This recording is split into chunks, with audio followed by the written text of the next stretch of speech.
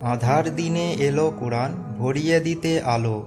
কোরআন ছাড়া বিচার দিনে থাকবে না কেউ ভালো। এ কথা জানার পরেও কোরআন তুমি পড়ো না।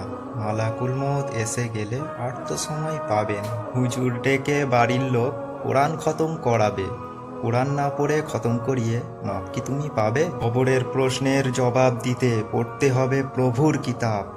মুনকার নাকির শুনবে না সেদিন তোমার কোনো অজুহাত। কোরআন এসেছে পড়তে বুঝতে সুন্দর জীবন গড়তে। কোরআনকে তুমি সাজিয়ে রেখেছ ঘরের ওই আলমারিতে। বরকত লাভের জন্য কোরআন, ভেবো না শুধু তাই।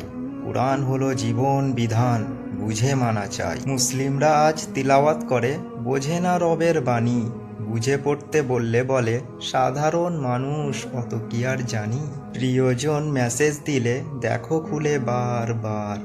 তোমার রব তোমায় কি মেসেজ দিল জানার প্রয়োজন হলো না একবার? কি মুখ নিয়ে দাঁড়াবে সেদিন মহান রবের সম্মুখে? হয়ে না যায় কোরআন সেদিন সাক্ষী তোমার বিপক্ষে। কোরআনকে করো চিরসাথী বিপদ থেকে বাঁচতে। কোরআন হবে সাফায়াতকারী হাসরের কঠিন মুহূর্তে। কোরআন ধরো, কোরআন পড়ো, জীবনে ধারণ করো। কোরআন শেখো, কোরআন বোঝো, কোরআন নিয়ে মরো।